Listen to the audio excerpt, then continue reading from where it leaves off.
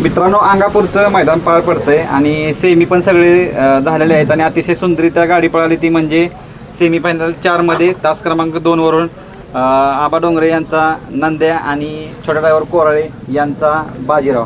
तर गाडी अतिशय सुंदर पळाली। आपण जरा विचारूया काय नक्की गाडीला प्रॉब्लेम काय झाला होता। सुट्टा निकाल घेतला होता पण थोडा प्रॉब्लेम झाला। दादा नमस्कार। नमस्कार। काय सांगाल, आज गुलाल तर घेतलाय तुम्ही, म्हणजे ह्या मैदानाचा गुलाल घेतलाय पण सुट्टीला काय झाला प्रॉब्लेम? काय नाही, आपण अखिल भारतीय बैलगाडा संघटना महाराष्ट्राचे त्यांच्या नियमानुसार चालणार माणसं बरोबर आणि त्यांच्या नियमात ते पट्टीवरती पाय चालत नाही।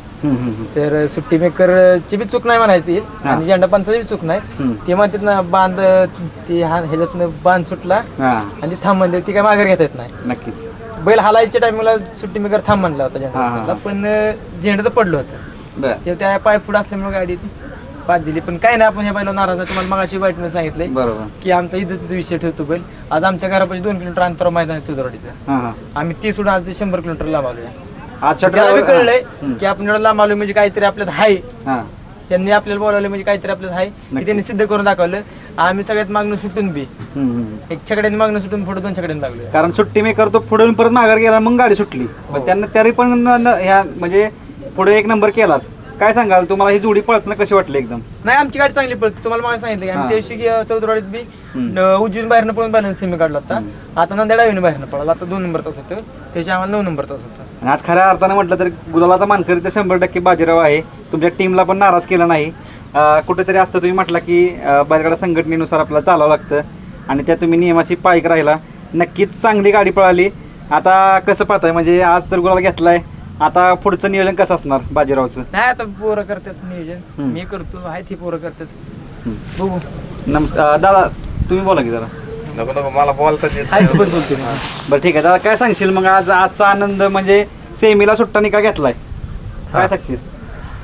हा बैल आहे ना, इज्जतीसाठी आहे ना काय पण करू शकतो। हा छोट्या ड्रायव्हर असेल, आमचे उरळी कांचनचे शेट असतील, त्यांच्यासाठी काय पण इज्जतीसाठी बैल काय पण करू शकतो। आणि मागून सुटून गाडीनं वर 2 छकडं टाकलेलं आहे अंत। नक्कीच ज्यावेळेस आता कुठंतरी सेमीफायनल सुटला त्यावेळेस आम्ही पण सेमीफायनल बघत होतो। अक्षरशः गाडीनं सुट्टा निघाली, 1 टांग्याच्या अंतरानं गाडी लागलेली आहे।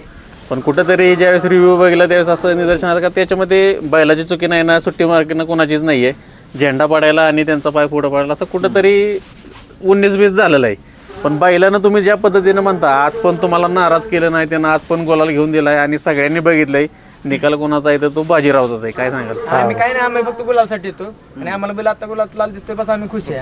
आम्ही बक्षिसातलं तुम्हाला काय मागायचे सांगितले, बक्षिसाकडे हे पाटील आहेत ना बैलाचे मालक, त्यांना पायरा देखील माहित नसतो आणि ती पाकिटाकडे जात बी नाहीत। त्यांना फक्त ढाल आणि गुलाल या 2 गोष्टी असल्या ना किती खुश असतात।